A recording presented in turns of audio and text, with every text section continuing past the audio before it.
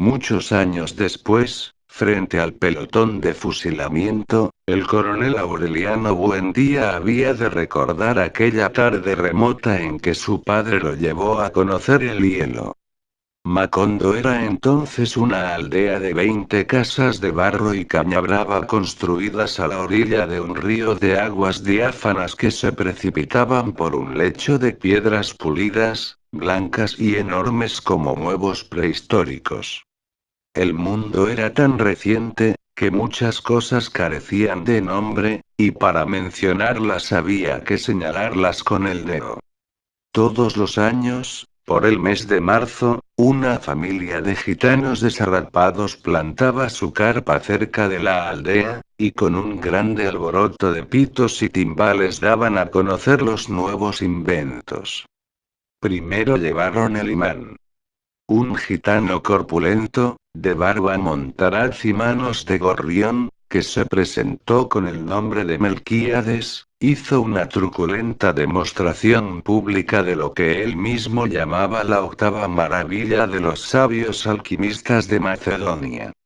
Fue de casa en casa arrastrando dos lingotes metálicos, y todo el mundo se espantó al ver que los calderos, las paílas, las tenazas y los anafes se caían de su sitio, y las maderas crujían por la desesperación de los clavos y los tornillos tratando de desenclavarse, y aun los objetos perdidos desde hacía mucho tiempo aparecían por donde más se les había buscado, y se arrastraban en desbandada turbulenta detrás de los fierros mágicos de Melquíades. Las cosas tienen vida propia, pregonaba el gitano con áspero acento, todo es cuestión de despertarles el ánima. José Arcadio Buendía, cuya desaforada imaginación iba siempre más lejos que el ingenio de la naturaleza, y aún más allá del milagro y la magia, pensó que era posible servirse de aquella invención inútil para desentrañar el oro de la tierra. Melquíades, que era un hombre honrado, le previno. Para eso no sirve. Pero José Arcadio Buendía no creía en aquel tiempo en la honradez de los gitanos, así que cambió su mulo y una partida de chivos por los dos lingotes imantados. Úrsula Iguarán, su mujer, que contaba con aquellos animales para ensanchar el desmedrado patrimonio doméstico, no consiguió disuadirlo. Muy pronto ha de sobrarnos oro para empedrar la casa, replicó su marido. Durante varios meses se empeñó en demostrar el acierto de sus conjeturas. Exploró palmo a palmo la región, inclusive el fondo del río, arrastrando los dos lingotes de hierro y recitando en voz alta el conjuro de Melquíades. Lo único que logró desenterrar fue una armadura del siglo XV con todas sus partes soldadas por un cascote de óxido, cuyo interior tenía la resonancia hueca de un enorme calabazo lleno de piedras. Cuando José Arcadio Buendía y los 4 hombres de su expedición lograron desarticular la armadura, encontraron dentro un esqueleto calcificado que llevaba colgado en el cuello un relicario de cobre con un rizo de mujer. En marzo volvieron los gitanos. Esta vez llevaban un catalejo y una lupa del tamaño de un tambor, que exhibieron como el último descubrimiento de los judíos de Ámsterdam. Sentaron una gitana en un extremo de la aldea e instalaron el catalejo a la entrada de la carpa. Mediante el pago de 5 reales, la gente se asomaba al catalejo y veía a la gitana al alcance de su mano. La ciencia ha eliminado las distancias, pregonaba Melquíades. Dentro de poco, el hombre podrá ver lo que ocurre en cualquier lugar de la Tierra, sin moverse de su casa. Un mediodía ardiente hicieron una asombrosa demostración con la lupa gigantesca. Pusieron un montón de hierba seca en mitad de la calle y le prendieron fuego mediante la concentración de los rayos solares. José Arcadio Buendía, que aún no acababa de consolarse por el fracaso de sus imanes, concibió la idea de utilizar aquel invento como un arma de guerra. Melquíades, otra vez, trató de disuadirlo. Pero terminó por aceptar los 2 lingotes imantados y 3 piezas de dinero colonial a cambio de la lupa. Úrsula lloró de consternación. Aquel dinero formaba parte de un cofre de monedas de oro que su padre había acumulado en toda una vida de privaciones, y que ella había enterrado debajo de la cama en espera de una buena ocasión para invertirlas. José Arcadio Buendía no trató siquiera de consolarla, entregado por entero a sus experimentos tácticos con la abnegación de un científico y aún a riesgo de su propia vida. Tratando de demostrar los efectos de la lupa en la tropa enemiga, se expuso él mismo a la concentración de los rayos solares y sufrió quemaduras que se convirtieron en úlceras y tardaron mucho tiempo en sanar. Ante las protestas de su mujer, alarmada por tan peligrosa inventiva, estuvo a punto de incendiar la casa. Pasaba largas horas en su cuarto, haciendo cálculos sobre las posibilidades estratégicas de su arma novedosa, hasta que logró componer un manual de una asombrosa claridad didáctica y un poder de convicción irresistible.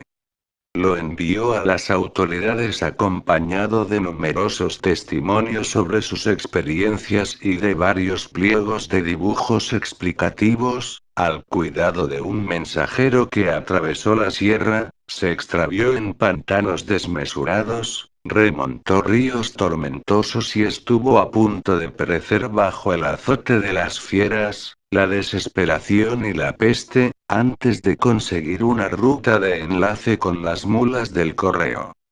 A pesar de que el viaje a la capital era en aquel tiempo poco menos que imposible, José Arcadio Buendía prometía intentarlo tan pronto como se lo ordenara el gobierno, con el fin de hacer demostraciones prácticas de su invento ante los poderes militares, y adiestrarlos personalmente en las complicadas artes de la guerra solar.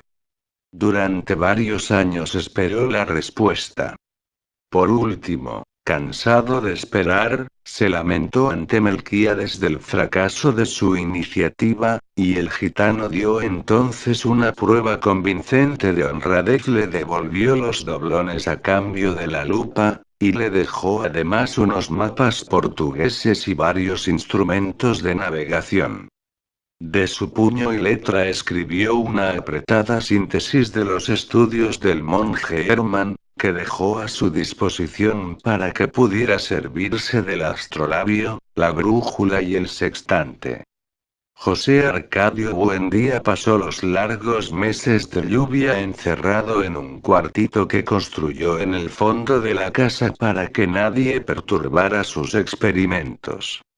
Habiendo abandonado por completo las obligaciones domésticas, permaneció noches enteras en el patio vigilando el curso de los astros, y estuvo a punto de contraer una insolación por tratar de establecer un método exacto para encontrar el mediodía. Cuando se hizo experto en el uso y manejo de sus instrumentos, tuvo una noción del espacio que le permitió navegar por mares incógnitos, visitar territorios deshabitados y trabar relación con seres espléndidos, sin necesidad de abandonar su gabinete. Fue esa la época en que adquirió el hábito de hablar a solas, paseándose por la casa sin hacer caso de nadie, mientras Úrsula y los niños se partían el espinazo en la huerta cuidando el plátano y la malanga, la yuca y el ñame, la uyama y la berenjena. De pronto, sin ningún anuncio, su actividad febril se interrumpió y fue sustituida por una especie de fascinación. Estuvo varios días como hechizado, repitiéndose a sí mismo en voz baja un sartal de asombrosas conjeturas, sin dar crédito a su propio entendimiento. Por fin, un martes de diciembre, a la hora del almuerzo, soltó de un golpe toda la carga de su tormento. Los niños habían de recordar por el resto de su vida la augusta solemnidad con que su padre se sentó a la cabecera de la mesa, temblando de fiebre, devastado por la prolongada vigilia y por el encono de su imaginación, y les reveló su descubrimiento. La tierra es redonda como una naranja. Úrsula perdió la paciencia. Si has de volverte loco, vuélvete tú solo, gritó. Pero no trates de inculcar a los niños tus ideas de gitano. José Arcadio Buendía, impasible, no se dejó amedrentar por la desesperación de su mujer, que en un rapto de cólera le destrozó el astrolabio contra el suelo. Construyó otro, reunió en el cuartito a los hombres del pueblo y les demostró, con teorías que para todos resultaban incomprensibles, la posibilidad de regresar al punto de partida navegando siempre hacia el oriente.